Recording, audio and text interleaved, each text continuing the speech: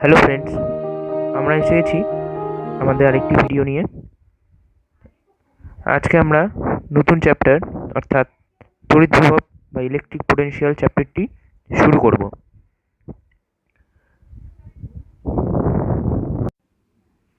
তো তড়িৎ বিভব ব্যাপারটা কি? তড়িৎ বিভব হলো তড়িদায়িত বস্তুর এমন একটি অবস্থা যা থেকে বোঝা যায় ওই বস্তুর সঙ্গে অন্য কোনো বস্তুর সংযোগ ঘটালে আধান কোন বস্তু থেকে কোনটির দিকে যাবে। ঠিক আছে, আচ্ছা, এখানে আরেকটা জিনিস দেখো, তড়িৎ বিভব ও তাপমাত্রা সাদৃশ্য, এই ব্যাপারটা দেখো। বিভিন্ন তাপমাত্রা বিশিষ্ট দুটি বস্তুকে পরস্পরের সংস্পর্শে আনলে যতক্ষণ না বস্তু দুটির তাপমাত্রা সমান হয় ততক্ষণ উচ্চ তাপমাত্রা বিশিষ্ট বস্তু থেকে নিম্ন তাপমাত্রা বিশিষ্ট বস্তুতে তাপ প্রবাহ চলে। নিম্ন তাপমাত্রা বিশিষ্ট বস্তুতে মোট তাপের পরিমাণ উচ্চ তাপমাত্রা বিশিষ্ট বস্তুতে মোট তাপের পরিমাণ অপেক্ষা বেশি হলেও এটি ঘটে। অর্থাৎ তাপ প্রবাহ বস্তু দুটির তাপমাত্রার উপর নির্ভর করে, কিন্তু তাপের পরিমাণের উপর নির্ভর করে না। অনুরূপভাবে তড়িৎ প্রবাহ তড়িৎ বিভবের উপর নির্ভর করে, আধানের পরিমাণের উপর নির্ভর করে না। এক্ষেত্রে তড়িৎ বিভবকে তাপমাত্রার সঙ্গে এবং আধানকে তাপের সঙ্গে তুলনা করা যেতে পারে।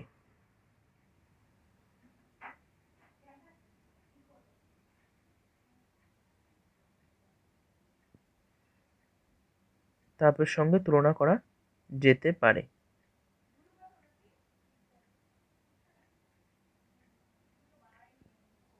এই জায়গাটা লক্ষ্য করো ভালো করে। ঠিক আছে, এরপরে আমরা আসি তড়িৎ ক্ষেত্রের কোনো বিন্দুতে বিভব। তো অসীম দূরত্ব থেকে, সংজ্ঞাটা দেখো ভালো করে। অসীম দূরত্ব থেকে একটি একক ধনাত্মক আধানকে তড়িৎ ক্ষেত্রের কোনো বিন্দুতে আনতে যে পরিমাণ কৃতকার্য করতে হয় তাকে তড়িৎ ক্ষেত্রে ওই বিন্দুতে তড়িৎ বিভব বলা হয়। তো মনে করা যাক তড়িৎ ক্ষেত্রে কোনো বিন্দুতে বিভব ভি। সুতরাং অসীম দূরত্ব থেকে একক ধনাত্মক আধানকে ওই বিন্দুতে আনতে কৃতকার্য হবে ভি। ভি এখানে পোটেনশিয়াল ডিফারেন্স আর ইকুয়াল টু কৃতকার্য, সেই হিসাবে ধরা হয়েছে। এখানে লক্ষ্য করো, দুই জায়গাতেই কিন্তু ভি আছে।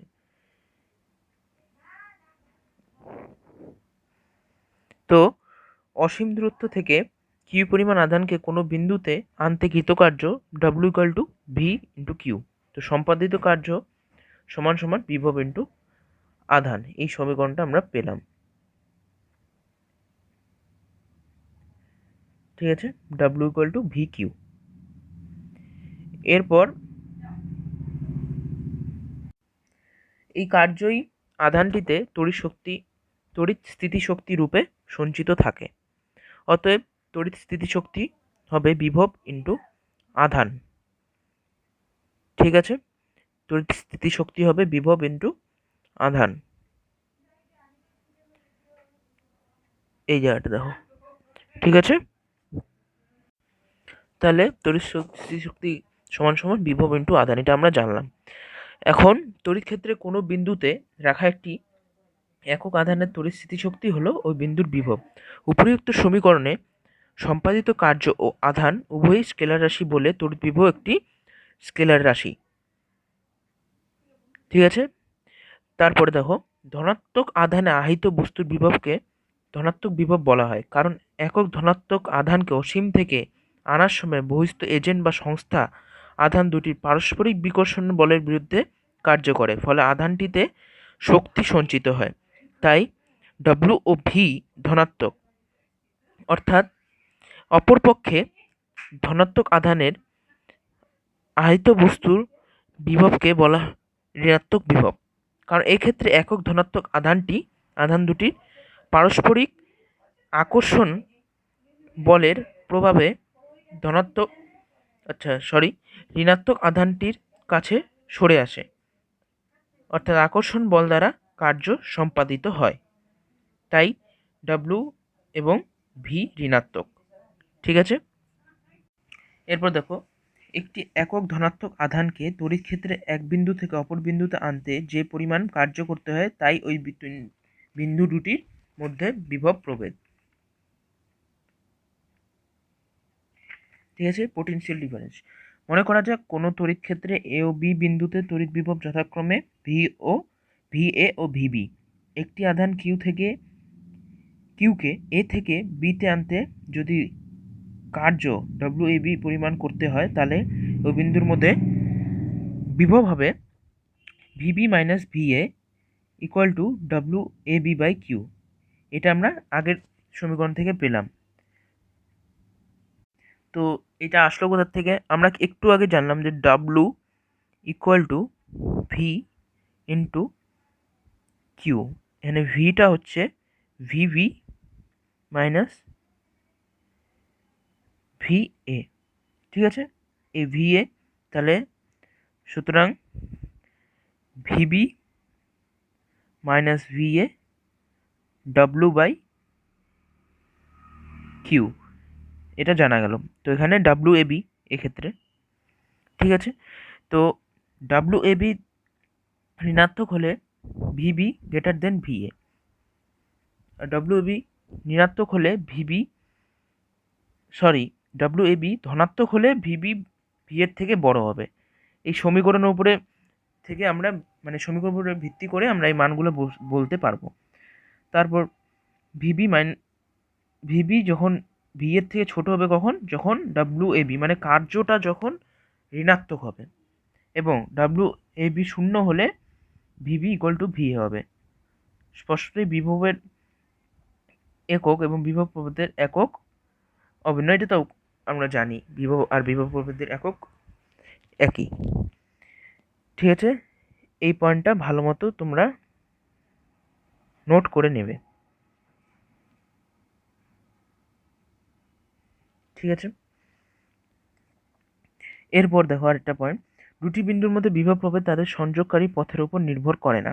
এটা কোশ্চেন আসতে পারে পরীক্ষায়। তো দেখো এটার উত্তর, তড়িৎ ক্ষেত্রের মধ্যস্থিত দুটি বিন্দুর মধ্যে বিভব প্রভেদ একক ধনাত্মক আধানটিকে কোন পথে এক বিন্দু থেকে অপর বিন্দুতে নিয়ে যাওয়া হয় তার উপর নির্ভর করে না। সরল অথবা বক্র, যে পথেই একক ধনাত্মক আধানটিকে স্থানান্তরিত করা হোক না কেন, সম্পাদিত কার্য তথা বিভব প্রভেদ একই থাকে। তো এখানে প্রমাণটা আছে, দেখো। মনে করা যাক কোনো তড়িৎ ক্ষেত্রে, ভালো করে দেখবে, মনে করা যাক কোনো তড়িৎ ক্ষেত্রে এ ও বি দুটি বিন্দু, এবং একটি একক ধনাত্মক আধানকে এসিবি পথে এ বিন্দু থেকে বি বিন্দুতে নিয়ে যেতে কোনো বহিস্থ এজেন্ট বা সংস্থাকে W1 পরিমাণ কার্য করতে হলো। তো এই চিত্রটা দেখো,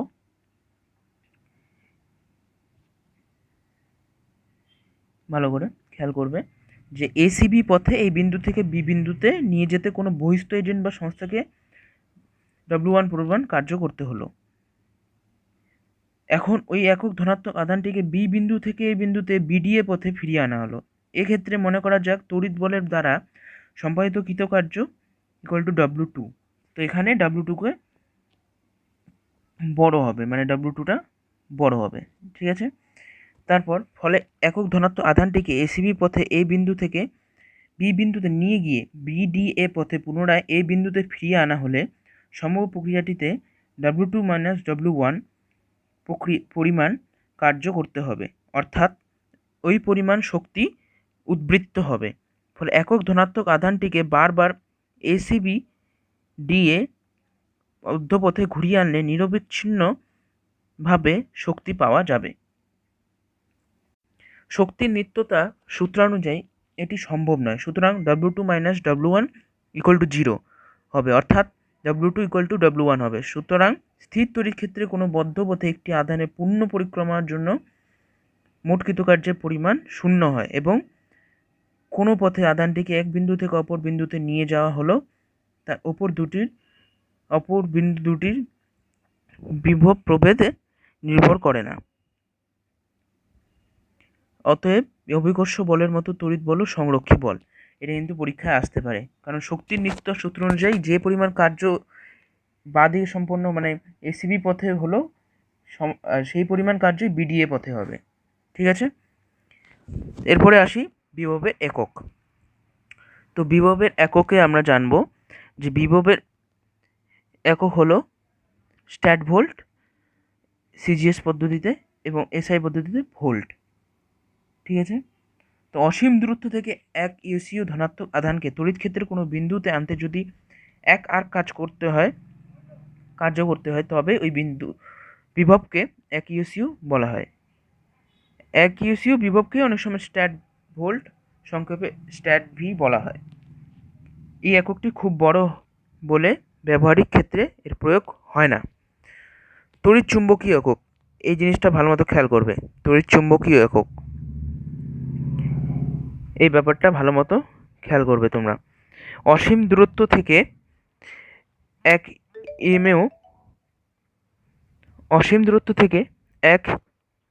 ইএমইউ ধনাত্মক আধানকে তড়িৎ ক্ষেত্রের কোনো বিন্দুতে আনতে যদি এক আর কাজ করতে হয় তবে বিন্দুর বিভবকে এক ইএমইউ বলে।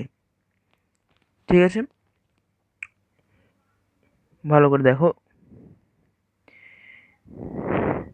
এক ইমিউ বিভব বলা হয়। তো এক ইমিউ সমান সমান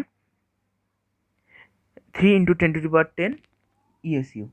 ঠিক আছে, আধান এবং ওপরের দুটি ক্ষেত্রেই কার্যের পরিমাণ এক আর্ক। তো এক ইমিউ বিভব হবে 1/3 × 10⁻10 ইএসইউ বিভব। তো এক ইএসইউ বিভব হবে 3 × 10⁻10 ইএমইউ। এসআই একক এর বিভবের এসআই একক হলো ভোল্ট, একটু আগে বললাম। অসীম দূরত্ব থেকে 1 কুলম্ব ধনাত্মক আধানকে তড়িৎক্ষেত্রের কোনো বিন্দুতে আনতে যদি 1 জুল কার্য করতে হয় তাহলে ওই বিন্দুর বিভবকে বলবো 1 ভোল্ট। তো 1 ভোল্ট সমান সমান 1 জুল বাই 1 কুলম্ব। তাহলে 1 জুল সমান সমান আমরা জানি 10⁻7 আর্ক, আর 1 কুলম্ব মানে 3 × 10⁻9 ইএসইউ, এটা আমরা আগের চ্যাপ্টারে জানি, আমরা আগের চ্যাপ্টারে পড়েছি। তাহলে 1/300 ইন্টু 1 আর্ক বাই 1 ইএসইউ, এই জায়গাটা ভালো করে বোঝো, এটা ক্যালকুলেশন করে আসলো ওই জায়গাটা। তো 1/300 ইএসইউ বিভব, তাহলে এর থেকে আমরা পাইলাম যে 1 ইএসইউ বিভব সমান সমান 300 ভোল্ট, এবং সুতরাং 1 ভোল্ট সমান সমান 10⁸ ইএমইউ বিভব। এগুলো একক অঙ্ক করার সময় আমাদের লাগবে। তো তড়িৎ বিভবের মাত্রা হবে কার্যের মাত্রা বাই আধানের মাত্রা। তো কার্যের মাত্রা mL² T⁻², কার্যের মাত্রা মানে কি বল ইন্টু সরণ, বলের মাত্রা হলো mL T⁻², এবং সরণের মাত্রা হলো L, তাহলে দুটি গুণ ফল হবে mL² T⁻²। আর আধানের মাত্রা তো আমরা আগেই জানি যে IT, তো এর থেকে আমরা জানতে পারলাম যে বিভবের মাত্রা হবে mL² T⁻³ I⁻⁻1।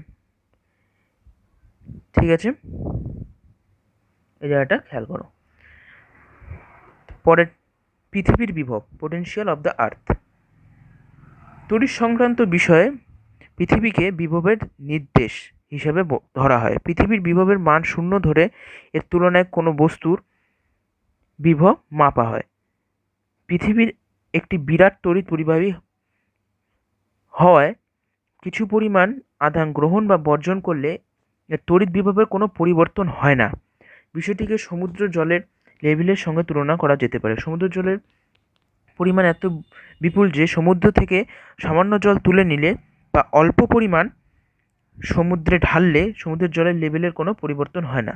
তাই উচ্চতা নির্ণয়ের সময় সমুদ্রতলকে শূন্য উচ্চতা বলে মনে করা হয় এবং এর পরিপ্রেক্ষিতে অন্যান্য উচ্চতা মাপা হয়। অনুরূপভাবে পৃথিবীর তড়িৎ বিভব সর্বদা অপরিবর্তিত থাকে বলে পৃথিবীর বিভবকে 0 ধরা হয় এবং ওর তুলনায় বিভিন্ন বস্তুর বিভব মাপা হয়। পৃথিবীর সাপেক্ষে কোনো বস্তু উচ্চ বিভবযুক্ত হলে বস্তুটিকে ধনাত্মক বিভবযুক্ত এবং পৃথিবীর সাপেক্ষে কোনো বস্তুর বিভব কম হলে বস্তুটিকে ঋণাত্মক বিভবযুক্ত বস্তু বলা হয়। এর থেকে আমরা বুঝতে পারলাম যে পৃথিবীর বিভব আমরা তো আগের ক্লাসে জানতাম শুধুমাত্র যে 0 ধরা হয়, কিন্তু এর ব্যাখ্যাটা আমরা এখানে বুঝতে পারলাম। এরপরে আসি তড়িতায়িত বস্তুর বিভব। তো তড়িতায়িত বস্তুর বিভব, একটি তড়িতায়িত বস্তুর সঙ্গে ভূপৃষ্ঠের তড়িৎ সংযোগ ঘটালে যদি পৃথিবী থেকে ওই বস্তুতে ইলেকট্রন প্রবাহিত হয় তাহলে বস্তুটির বিভব ধনাত্মক। আবার বিপরীতক্রমে কোনো বস্তুকে ভূমির সঙ্গে যুক্ত করলে যদি বস্তুটি থেকে ইলেকট্রন ভূমিতে যায় তবে বস্তুটির বিভব হবে ঋণাত্মক। উভয় ক্ষেত্রে ইলেকট্রন প্রবাহ ততক্ষণ চলবে যতক্ষণ না বস্তু পৃথিবীর বিভব সমান অর্থাৎ শূন্য হয়। কাজে যে কোনো তড়িতায়িত বস্তুকে পৃথিবীর সঙ্গে যুক্ত করলে বস্তুর বিভব শূন্য হয়। এই লাইনটা খুব ইম্পর্টেন্ট, এটা কিন্তু আমাদের ছোট প্রশ্নে দিতে পারে। তারপর স্পষ্টতই একটি ধনাত্মক তড়িতায়িত বস্তুর বিভব ধনাত্মক এবং একটি ঋণাত্মক তড়িতায়িত বস্তুর বিভব ঋণাত্মক। তড়িতায়িত বস্তুর বিভবের পরিমাপ অসীম দূরত্ব থেকে একই ব্যাপার, এখানে দেখো আবার একই কথা। অসীম দূরত্ব থেকে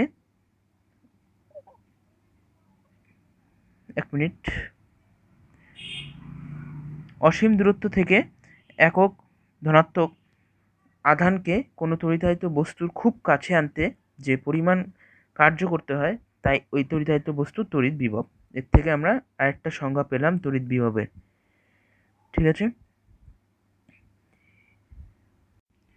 এরপর একটি বিন্দু আধানের তড়িৎ ক্ষেত্রে কোনো বিন্দুতে তড়িৎ বিভব কীভাবে নির্ণয় করতে হয়। তো মনে করা যাক শূন্য বা বায়ু মাধ্যমে এই বিন্দুতে প্লাস কিউ আধান রাখা আছে।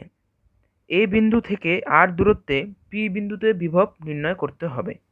বিভবের সংজ্ঞা অনুযায়ী একটি একক ধনাত্মক আধানকে অসীম থেকে পি বিন্দুতে আনতে যে পরিমাণ কার্য করতে হয় তাই হবে পি বিন্দুতে তড়িৎ বিভব। ঠিক আছে, তো এখন আমরা করি। তো কি প্লাস কিউ আধানের জন্য শূন্য স্থানে বায়ুতে পি বিন্দুতে তড়িৎ বিভব হবে তড়িৎ প্রাবল্য, যেটা আমরা আগের চ্যাপ্টারে জানি। তো 1/4πε0 Q/r², এটা অভিমুখ হবে এপি বরাবর। ঠিক আছে, তারপর পি এবং P1 ইকুয়াল টু ডিআর, এই দূরত্বটা ডিআর, P1 এইটুকু ডিস্টেন্স ডিআর।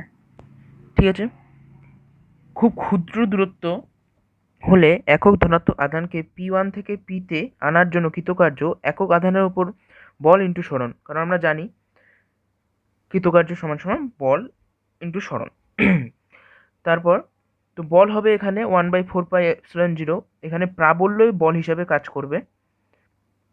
ঠিক আছে, তারপর একক আধানের উপর বল ইন্টু সরণ, তো 1/4πε Q/r² গুণন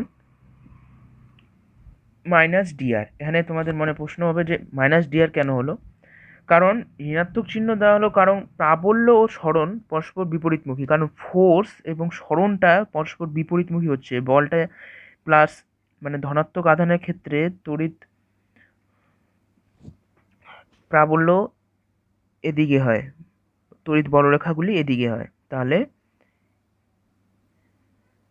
সরণটা যেহেতু P1 থেকে P এদিকে হবে সুতরাং এটি নেগেটিভ হবে। ঠিক আছে, তো কিন্তু অসীম দূরত্ব থেকে একক ধনাত্মক আধানকে পি বিন্দুতে আনতে যে পরিমাণ কার্য করতে হয় তাই পি বিন্দুর তড়িৎ বিভব। ঠিক আছে, তারপরে আর টেন্ডস টু ইনফিনিটি এবং আর ইকুয়াল টু আর এই সীমার মধ্যে উপরিক্ত রাশিমালাটিকে সমাকলন করে পাই যা হবে পি বিন্দুর তড়িৎ বিভব। তাহলে আর অসীম মানে এখানে ইনফিনিটি চিহ্নটা আমরা জানি আর ক্ষেত্রে এখানে, আর আর ইকুয়াল টু আর মানে অসীম থেকে আর ডিস্টেন্সের মধ্যে রাশিমালাটিকে সমাকলন করলে, মানে সমাকলন তো আমরা জানি, তো সমাকলন করলে আমরা পি বিন্দুর বিভবটা পাবো। তো V equal to 1/4πε integration upper limit